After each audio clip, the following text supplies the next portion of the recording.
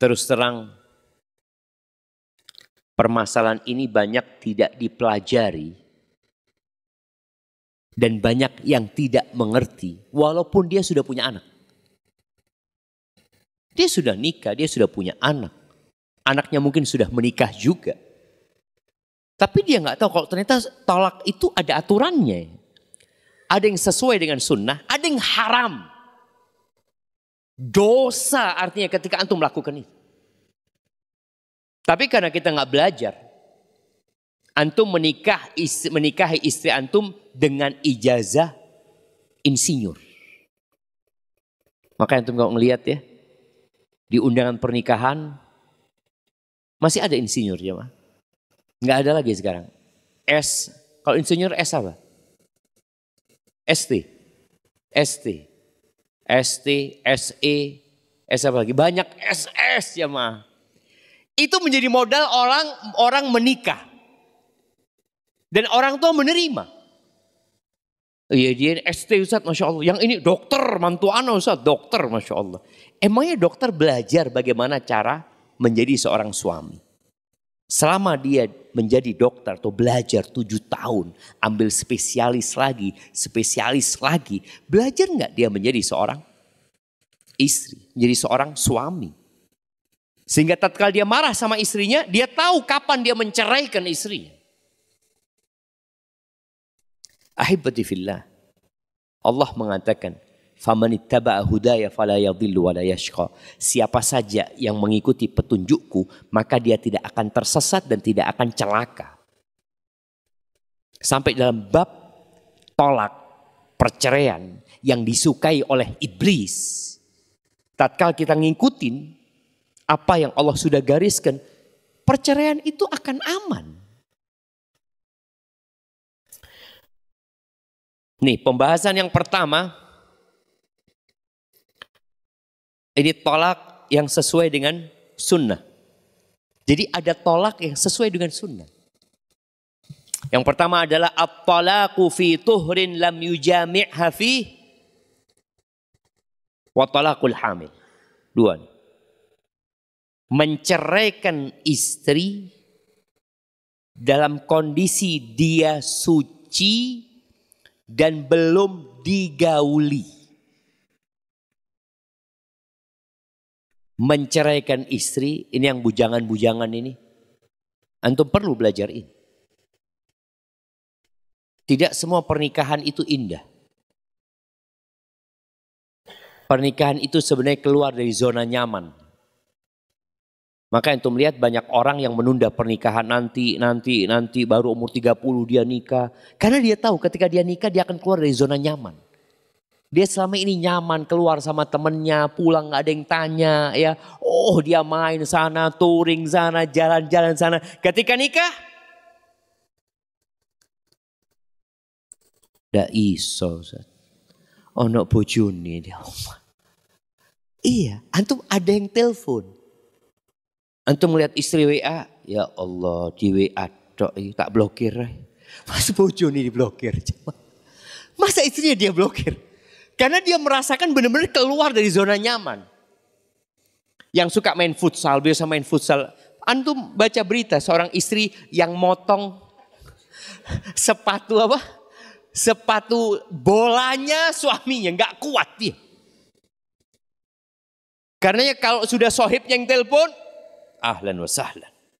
Kalau istri yang telepon, iya ada apa? Lainnya Pak. Memang benar loh, menikah itu keluar dari zona nyaman. Yang terkadang ketika kenyamanan antum terganggu dengan pernikahan, antum merasa istri antum gak soleha, antum merasa istri antum kurang baik. Akhirnya antum merasa kayaknya anak mau ganti istri. Antum cerai ke dia. Padahal semua wanita sama-sama bengkok. Maka ketika antum hendak menceraikan, tolong mikir.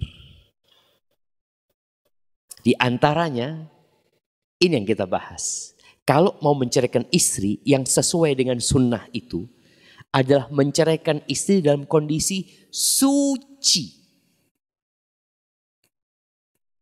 Dan belum digauli.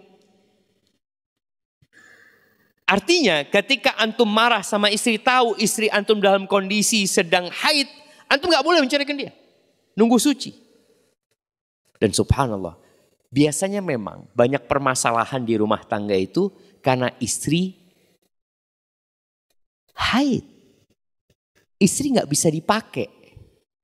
Dalam kondisi juga, ya Allah, ma arhamak ya Rabbal Alamin. Allah itu sayang banget sama kita. Istri kejiwaannya gak stabil ketika dia hamil, ketika dia haid. Maka gak boleh kita menceraikan. Kalau mau menceraikan, tunggu suci. Dan biasanya kalau suci, suami gak jadi menceraikan. Mamanya dia ngomong, iya wis, ana mau ceraikan. Berapa hari anti haid?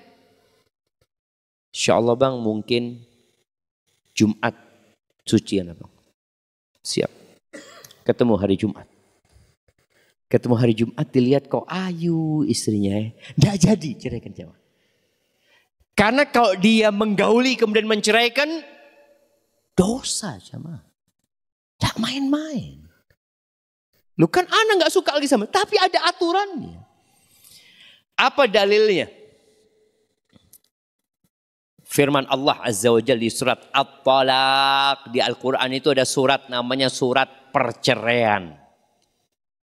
Di ayat pertama Allah mengatakan, ya ayyuhan nabi, wahai nabi. Dipanggil nabi. Idza talaqtumun nisa fatalliquhunna li'iddatihinna. Wa ahsul iddah wattaqullaha rabbakum. Kata Allah Jalla Jalaluh yang artinya apabila kalian hendak menceraikan istri-istri, maka ceraikanlah mereka di masa iddah mereka. Artinya ketika mereka masuk ke iddah mereka. Jadi ketika dia cerai, dia mulai masa iddah. Atau dia akan masuk ke masa iddah. Dan talak ketika sedang haid itu tidak di masa iddah. Maka talak itu hukumnya haram. Dan masa haidnya itu ketika diceraikan istrinya dalam kondisi haid,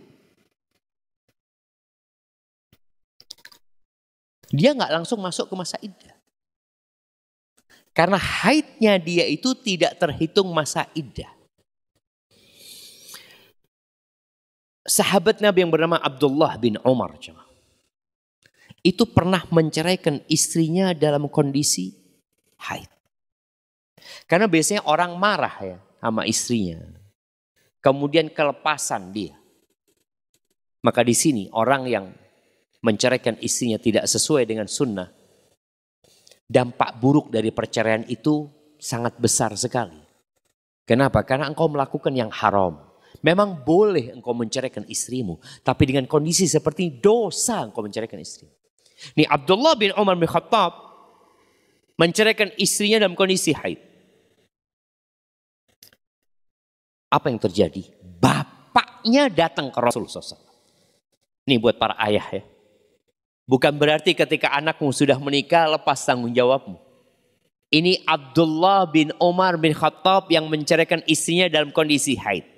Yang konsultasi bapaknya Umar bin Khattab. Datang Umar bin Khattab menemui Rasul sallallahu alaihi wasallam. Kemudian dia bercerita tentang kondisi putranya yang menceraikan istrinya dalam kondisi haid. Apa kata Nabi SAW? Murhu fal yuraji'ha. Perintahkan kepada dia untuk rujuk. Ini pertanda tolaknya jatuh. Jadi yang menceraikan istrinya dalam kondisi haid, tolaknya jatuh. Tapi Nabi SAW mengatakan murhu fal yuraji'ha. Suruh dia rujuk sama istri. Thumma liyatrukha hatta tathur. Kemudian suruh dia meninggalkan istrinya sampai suci. Suruh rujuk. Kemudian suruh nunggu suci. Thumma tahid. Setelah suci, biarkan dia haid lagi. Nunggu haidnya. Thumma tathur. Kemudian suci yang selanjutnya, biarkan dia suci. Kemudian haid, kemudian suci di sini. Di suci yang kedua ini, thumma insya'a amsaka ba'd wa insya'a tallaqa qabla an yamas. Kalau sudah suci dan dia ingin menceraikan, silahkan dia ceraikan, tapi sebelum digauli. Itu iddahnya. Sebelum digauli. Lalu kata Nabi SAW, fatilkal iddatul lati amarallahu azza wa jalla an yutallaqa lahan nisa. Itulah iddah yang Allah tetapkan dalam Al-Quran tadi. Di ayat pertama dari surat At-Talaq, ceraikan mereka di masa iddah mereka, berarti menceraikan istri dalam kondisi suci belum digauli. Penjelasan siapa itu? Rasulullah sallallahu alaihi wasallam. Karena jamaah, kalau dia menceraikan istrinya dalam kondisi haid, dia akan memperpanjang masa iddahnya. Jadi iddahnya perempuan itu salasata quru. Quru itu bisa jadi bermakna suci, bisa jadi bermakna haid. Yang mengatakan bermakna haid, ketika seorang laki-laki mengatakan kepada istrinya, aku ceraikan engkau, dalam posisi haid. Haidnya itu tidak dihitung masa iddah. Dia harus nunggu suci lagi, baru haid lagi. Itu yang dihitung pertama. Haid yang pertama, kemudian dia suci. Haid yang kedua, kemudian dia suci. Haid yang ketiga, ketika masa haid yang ketiga habis, di situ habis iddahnya. Berarti ada satu haid yang tidak dihitung. Maka di sini ijma' para ulama jamaah bahwasanya menceraikan istri dalam iddahnya adalah fit tuhri min ghairi jima', adalah dalam masa suci dan dia belum disentuh. Jadi ada ijma' ulama, tapi bukan berarti nggak jatuh haidnya, nggak jatuh talaknya. Talaknya dianggap jatuh menurut jumhur ulama. Taib, berarti kalau bicara iddahnya, kalau antum mau menceraikan istri, nunggu suci. Oke, marah Zat, ana nggak kuat Ustaz. Tunggu. Nabi SAW mengatakan la taghdab. Jangan marah. Ingat sebagaimana ana sampaikan bahwa amarah itu bisa menghancurkan kapal. Seperti badai. Antum lihat badai itu bisa menenggelamkan kapal yang besar. Tapi ternyata badai itu tidak bisa membuka simpul tali. Tidak bisa. Tidak bisa menyelesaikan masalah marah itu. Antum akan lempar sana, lempar sini. Simpul tali itu setelah selesai badai itu, simpul tali itu goyang-goyang tetap jamaah. Talinya putus. Putus talinya. Tapi simpulnya tidak terbuka. Berarti gimana cara membuka simpul tali itu? Tadi nunggu dia suci. Sabarlah. Tidak kuat Ustaz. Tidak kuat apa? Apa yang tidak kuat? Cerai itu cuma ucapan. Hanya kata-kata aku ceraikan kamu. Kamu saya pegat. Menahan kata-kata itu nggak bisa. Kalau antum disuruh ngangkat meja ini, waduh tak angkat meja ini, nggak kuat antum. Ini cuma nahan. Maka tolong siapa saja yang marah sama istrinya dan niat untuk menceraikan istrinya, tunggu sampai suci dan belum antum gauli. Itu yang sunnah. Jadi kalau tanya tolak yang sesuai dengan sunnah, menceraikan istri dalam posisi suci dan belum digauli. Kemudian yang kedua yang diperbolehkan oleh agama itu talaqul hamil. Menceraikan istri dalam kondisi hamil. Itu sepakat. 4 madhab ini. Bahkan ada yang menukil ijma' bahwa menceraikan istri dalam kondisi hamil laisa bibid'ah. Bukan tolak yang bid'ah. Tapi di masyarakat, mereka kalau ada orang menceraikan istrinya dalam kondisi hamil, apa kata mereka? Zalim bojone iki. Meteng dipegat. Iya. Kita bisa lihat ya. Bagaimana yang ternyata boleh dianggap tidak boleh di masyarakat. Boleh. Karena di hadis Abdullah bin Umar bin Khattab yang tadi kita bacakan, ada riwayat yang mengatakan, ini riwayat Imam Muslim ya. Ketika Nabi SAW mengatakan kepada Umar, murhu fal yuraji'ha. Suruh dia merujuk istrinya. Thumma liyutalliqha tahiran aw hamilan. Dan hendaklah dia menceraikan istrinya dalam posisi 2. Suci, tadi yang belum digauli, atau dalam posisi hamil. Kenapa jamaah posisi hamil ini menjadi kondisi yang diperbolehkan? Karena orang yang dalam kondisi hamil, itu masa iddahnya jadi lama. Lama apa pendek?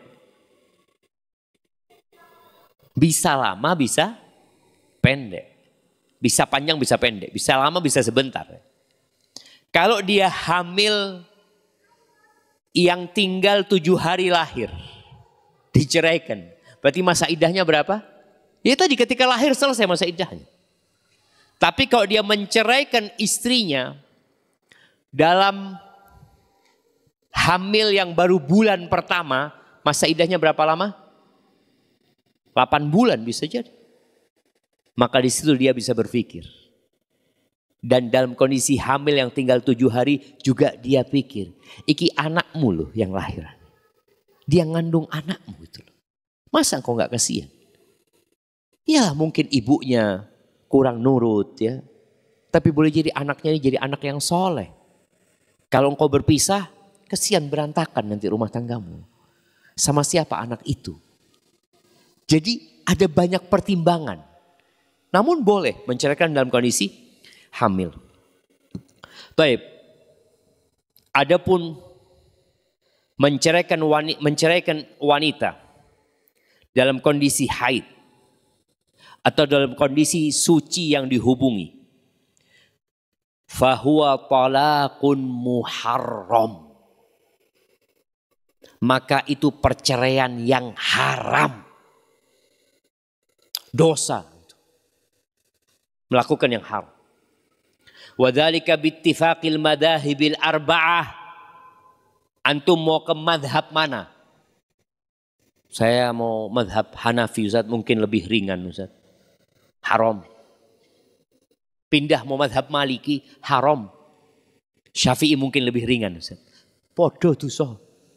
Tidak ada. Wa hukiya fihil ijma'. Bahkan ada yang menukil ijma'. Para ulama fikih menamakan tolak dalam posisi haid atau suci yang dihubungin, mereka menyebutnya dengan at-talaq al-bid'i. Tolak bid'ah. Karena nggak sesuai dengan sunnah. Tapi ini ada banyak nukilan ijma' ya. Anak tidak akan bacakan. Tapi yang jelas tolak itu adalah tolak yang dosa. Dalilnya apa? Hadis Abdullah bin Umar tadi yang jadi pegangan. Dan ayat yang tadi kita baca di awal surat At-Talaq. Ya ayyuhan nabiyyu idza talaqtumun nisa fatalliquhunna li'iddatihinna. Karena itulah iddah yang Allah sebutkan. Hamil, Nabi SAW memberikan penjelasan, iddahnya apa? Hamil atau suci dan belum dihubungi. Al-Qurtubi rahimahullahu ta'ala dalam tafsirnya, tafsir tadi, surat At-Talaq, Beliau mengatakan hasalal ijma' ala anna talaq fil haid mamnu. Ada ijma' bahwa talak pada masa haid itu terlarang. Wa fit tuhri ma'dzunun fi. Dan dalam kondisi suci yang belum dihubungi diizinkan dalam syariat. Al-Imam Nawawi yang madhabnya Syafi'i, beliau mengatakan ajma'atil ummah ala tahrimi talaqil haid al-hail. Umat bersepakat atas haramnya tolak dalam kondisi haid. Maka hibbati fillah, kalau kita tahu itu, tugas antum sekarang menyampaikan hal ini kepada kawan-kawan antum. Ada yang sembrono menceraikan istrinya, ya. Kasih tahu, kalau engkau mau mengangkat istrimu, ini loh sunnahnya. Baik, nasmaul Allahumma salli wa sallim ala nabiyina Muhammad. Jadi tadi disebutkan bahwa talak dalam kondisi haid adalah talak yang bid'ah. Talak dalam kondisi istri suci tapi sudah dihubungin juga talak yang tidak sesuai dengan sunnah. Apakah talaknya jatuh, jemaah?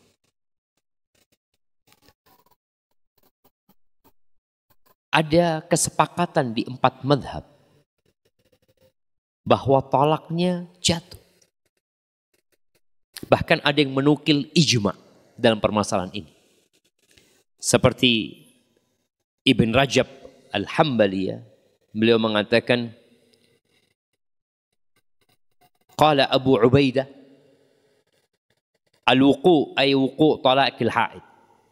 Jatuhnya talak kepada wanita yang haid, huwa alladhi alaihi ulama. Itu adalah pendapat para ulama mujmi'un. Ada ijma' seakan-akan di sana. Fi jami'il amsar. Di semua negeri-negeri. Hijazihim, Hijaz, Tihamihim, Yaman, Syam, Irak, Mesir.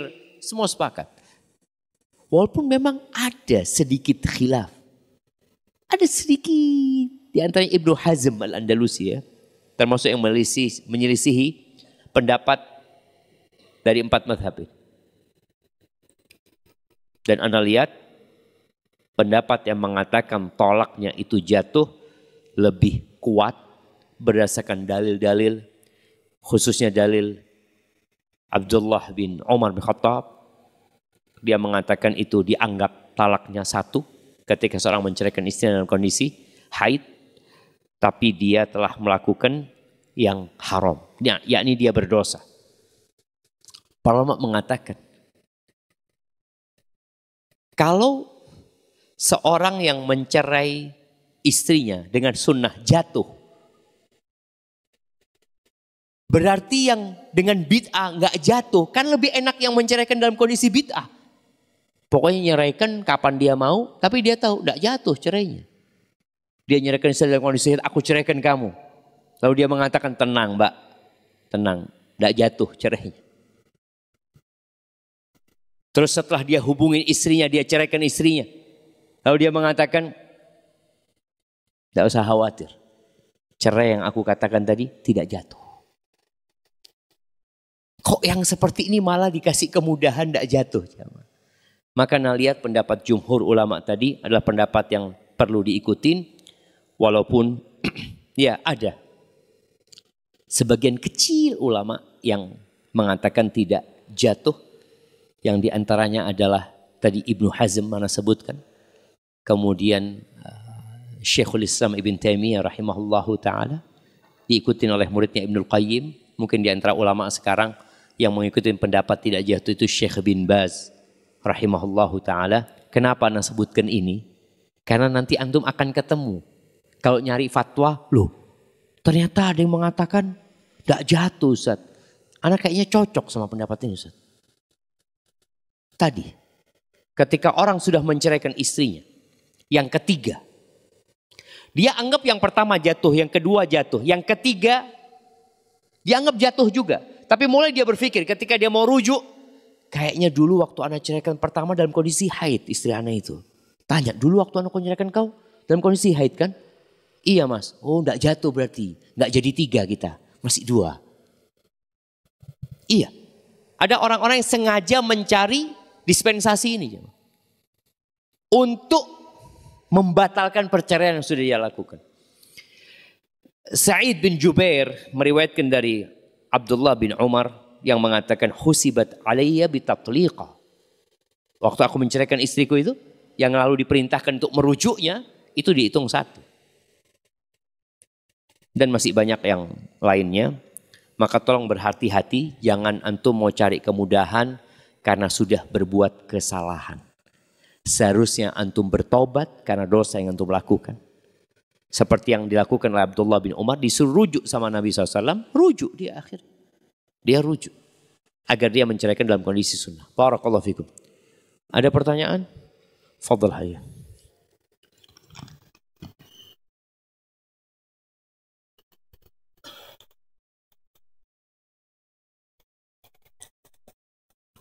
Bismillah, Assalamualaikum Ustaz. Saya penjual nasi yang biasanya mendapat pesanan di mana kadang ada ucapan selamat ulang tahun ke sebuah instansi. Dan juga perbankan, bagaimana hukumnya Ustaz? Iya jemaah, berkaitan dengan ucapan selamat ulang tahun ya. Ana lihat itu termasuk ada unsur tasyabbuh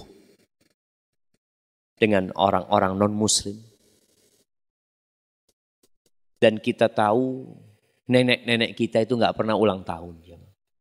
Bahkan kalau ditanya lahirnya kapan, wallahu alam, nggak tahu. Saya lahir waktu itu Belanda lagi makan bakso di mana? Enggak, dia sebenarnya loh jemaah. Tidak terlalu mereka memikirkan dengan tanggal lahir itu jemaah. Dan kita tahu tanggal lahirnya Rasul SAW itu diperselisihkan. Ada yang mengatakan tanggal 9, ada yang tanggal 8, ada yang tanggal 12, ada yang bulan Ramadan ya. Tapi yang masyhur tanggal 12 Rabiul Awal.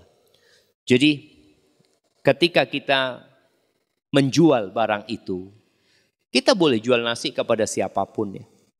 Tapi ketika kita harus memberikan tulisan ya, selamat ulang tahun ini dan itu, sebenarnya selamat ulang tahun itu selamat mati ya. Karena umur kita itu bukan bertambah tapi berkurang. Waktu kita itu kalau ditetapkan 60 tahun umur kita, setiap tahun itu berkurang. Ketika berkurang seharusnya orang itu bersyukur apa bersedih. Dia sedih, ya Allah.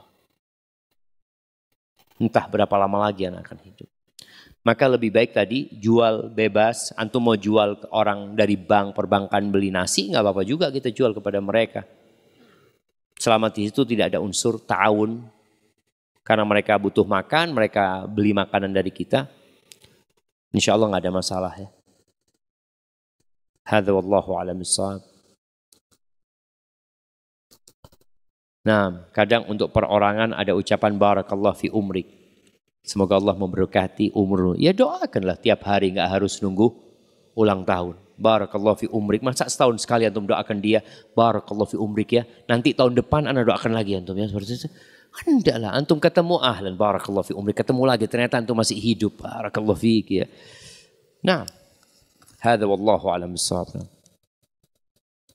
Ustaz,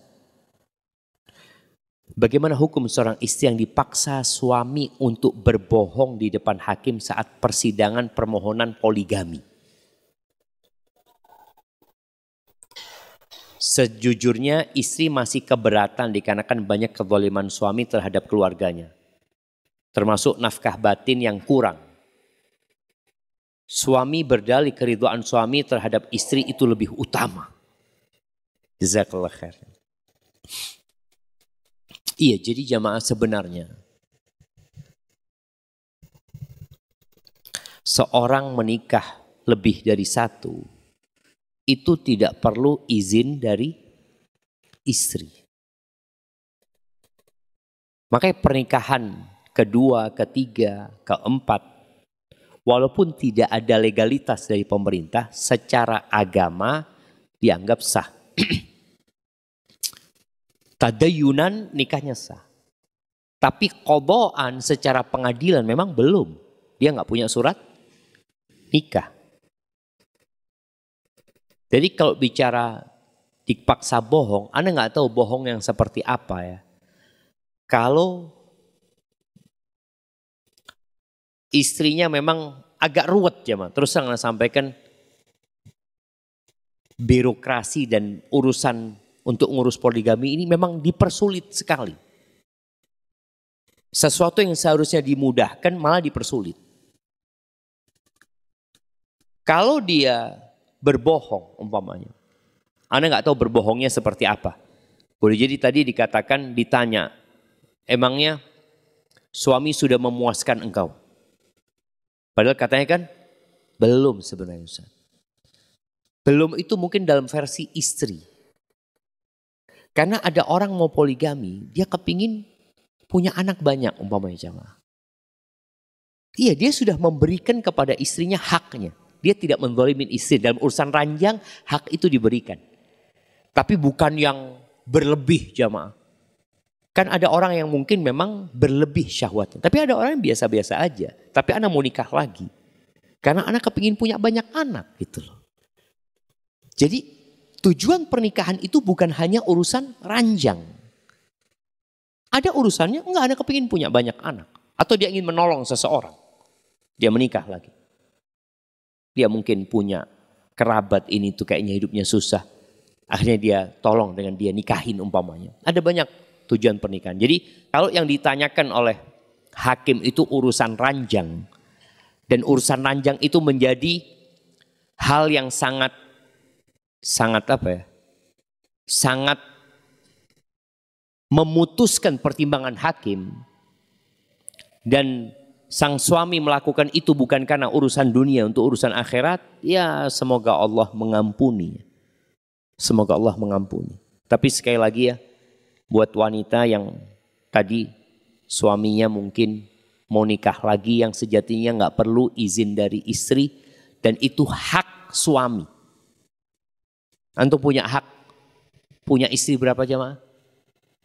Hak antum. Apa haknya istri? Haknya antum. Tapi Allah mengatakan fa in khiftum alla ta'dilu fawahidah. Maka cukup satu. Kalau kiranya istri melihat suaminya zalim, tadi apa katanya?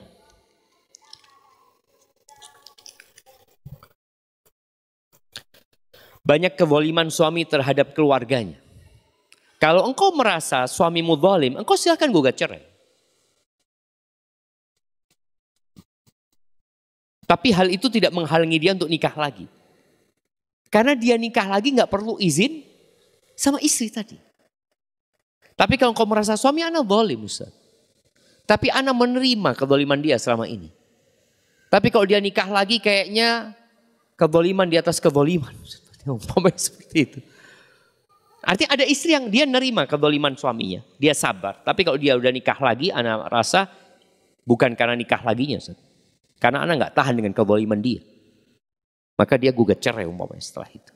Tapi kalau suaminya baik-baik saja, ya anak rasa hendaklah sang istri menerima hal itu. Dan sebelum istri gugat cerai suaminya, tolong bermusyawarah.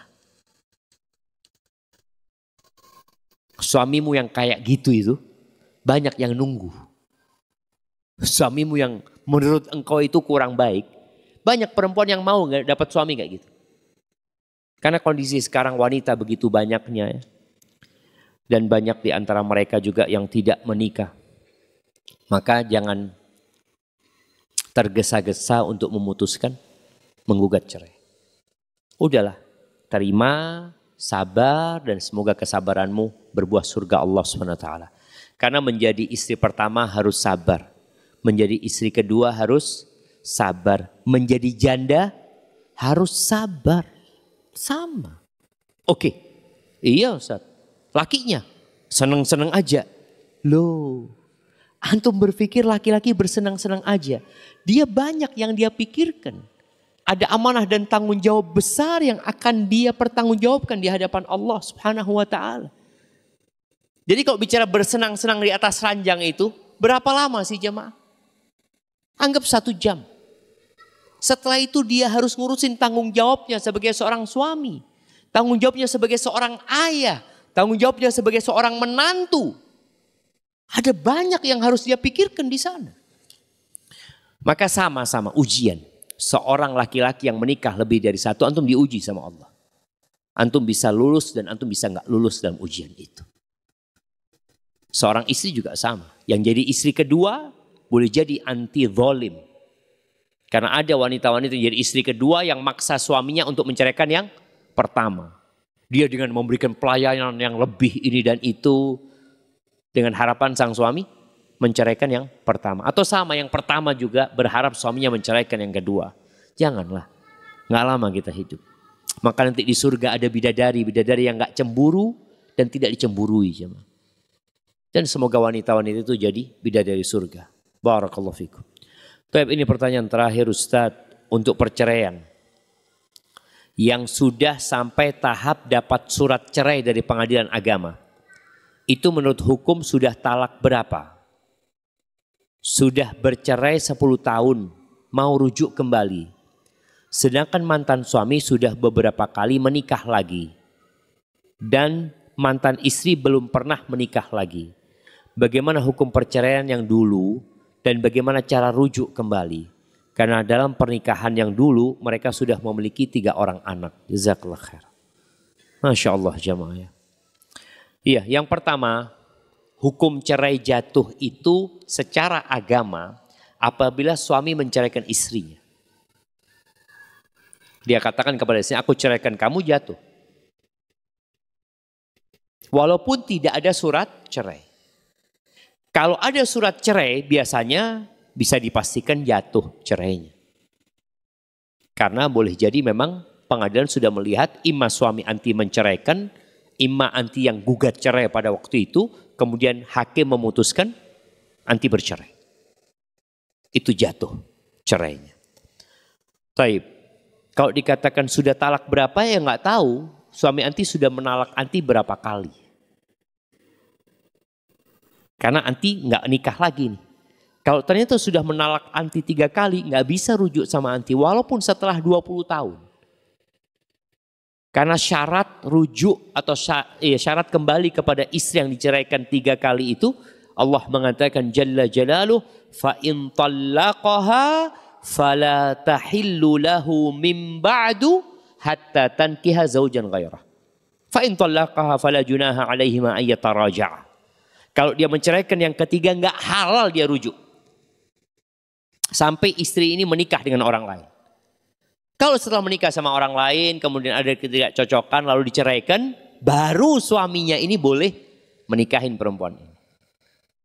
Jadi ini yang perlu anti pastikan. Anti sebenarnya sudah berapa kali diceraikan. Kalau urusan pengadilan, mungkin pengadilan cuma talak 1. Itu secara pengadilan. Tapi secara agama boleh jadi sudah 3 kali. Itu yang perlu dipastikan. Tapi kalau sudah dipastikan ternyata memang talak 1, seperti itu, maka rujuknya menikah baru. Karena bahasa rujuk itu lebih di masa iddah, dirujuk. Dan buat para wanita yang ingat, kalau anti di masa iddah, diceraikan oleh suami, cerai pertama, lalu setelah 2 pekan suami mengatakan sudah aku rujuk kamu, istri nggak bisa mengatakan, aku sudah nggak mau lagi sama engkau bang. Nggak bisa. Karena dia posisinya masih istri. Tinggal dirujuk. Nggak perlu orang tuanya ridho, nggak perlu izin dari walinya, nggak perlu. Suaminya yang rujuk. Tapi kalau seperti ini sudah keluar masa iddah, maka perlu pernikahan baru. Jadi kalau bicara pernikahan baru, ya silahkan dilamar. Kalau ternyata diterima lamaranmu, silahkan menikah dengan wali. Dari pihak sang istri, kemudian 2 saksi, dan ada mahar yang ditetapkan di situ, silahkan menikah. Tapi sekali lagi kalau ternyata sudah talak 3 nggak boleh. Walaupun sudah 10 tahun. Karena syaratnya harus menikah terlebih dahulu wanita ini dengan laki-laki lain. Barakallahu fiik. Subhanakallahumma bihamdika asyhadu an la ilaha illa anta astaghfiruka wa atubu ilaik. Assalamualaikum warahmatullahi wabarakatuh.